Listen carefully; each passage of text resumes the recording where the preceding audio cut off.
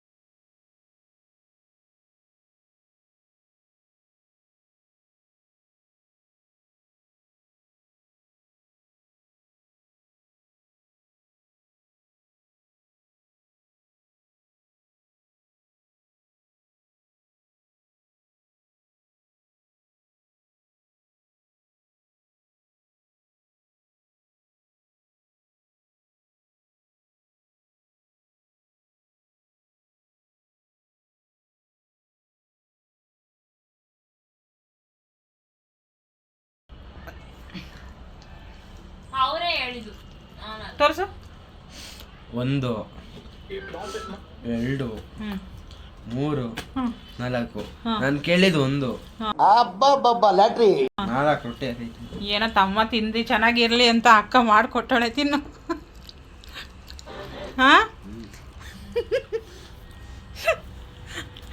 ಏನೋ ನನ್ನ ತಮ್ಮ ತಿಂದು ಚೆನ್ನಾಗಿರ್ಲಿ ಅಂತ ಅಕ್ಕ 4 ರೊಟ್ಟಿ ಮಾಡಿಕೊಟ್ಟವಳೆ. ನೀನು 1 ರೊಟ್ಟಿ ಕೇಳಿದ್ದಕ್ಕೆ ಆಯಿತಾ? ನೀನು ಅಕ್ಕನ ರೊಟ್ಟಿ ಫೇಮಸ್ ಮಾಡ್ಕೊಬಿಡು ಹೋಗ್ಲಿ. ನಾಳೆ ಇನ್ನೊಂದು ದಿವಸ ನೀನು ರೊಟ್ಟಿ ಕೇಳಬಾರ್ದು ಅಂತ ಮಾಡಿಕೊಟ್ಟಿರೋದು ಅವಳು.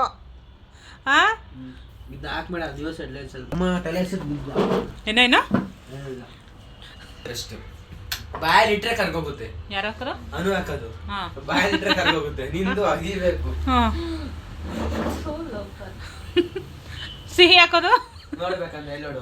ಅವಳದು ಬಾಯಿಗೆ ಇಕ್ಕಂಗಿಲ್ಲ, ಅಲ್ಲೇ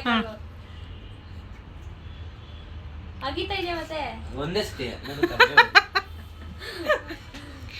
ಹೋಗಿ ಹಾಕ್ಸ್ಕೊಂಡ ಇಲ್ಲ ಅದು ಇಷ್ಟು ಚಿಕ್ಕ ರೊಟ್ಟಿ ನೋಡಿದೀನಿ, ದಪ್ಪ ರೊಟ್ಟಿ ನೋಡು.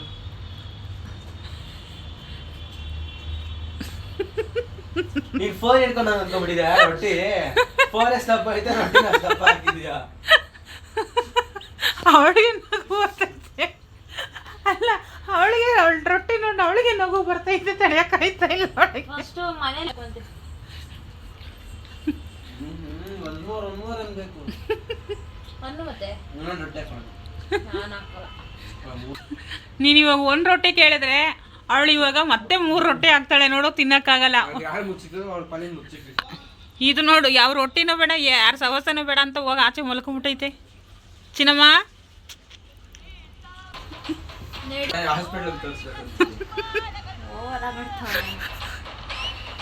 ಯಾಕೆ ನಿಮ್ಮ ಅಕ್ಕ ಆಸ್ಪತ್ರೆ ಕರ್ಕೊಂಡೈತಾಳಂತ ನಿನ್ನ?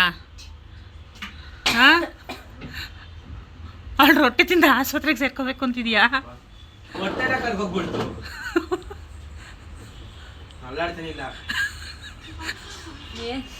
ಹೊಟ್ಟೆ ಅಲ್ಲಾಡ್ತಿಲ್ವಂತೆ. ಇದೆ, ಇಲ್ಲೊಂದು ಸಮಸ್ಯೆ ಖಂಡಿತ ಇದೆ.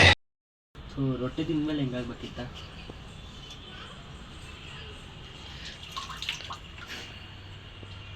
ಆಮೇಲೆ ಅದು ಎತ್ತಕ್ಕೆ ಹೋಗಿ ಇದ್ದು ಚೆಲ್ಲ ಹೋಗಿ ಹಾಕ್ಬೇಕು.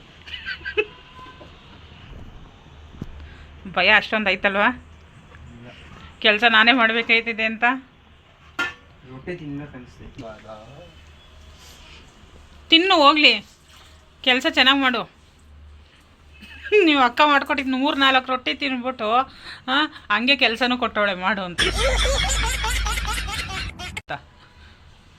ಅವಳು ಕೊಟ್ಟಿಲ್ಲ, ನೀನೇ ತೊಗೊಂಡಿರೋದು ಕೆಲಸ ಇದು ಅಲ್ವಾ? ಸಂಬಳ ಕೊಡಲ್ಲ, ಬಿಟ್ಟಿ ಮಾಡ್ಕೊಡ್ಬೇಕು. ಬಿಟ್ಟಿ ಮಾಡ್ಕೊಡ್ತೀಯಾ? ಆಯ್ತಾಯ್ತು ಮಾಡು.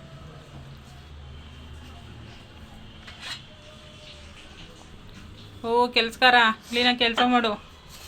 ಸರಿ ಆಂಟಿ. ಸಂಬಳ ಮಾತ್ರ ಕೊಡಲ್ಲ, ಈ ಎಣ್ಣೆ ಎಲ್ಲ ಚೆಲ್ಲಬೇಡ, ಅಲ್ಲಿ ಇಟ್ಬೇಡ ನೀನು. ಸರಿ ಆಂಟಿ.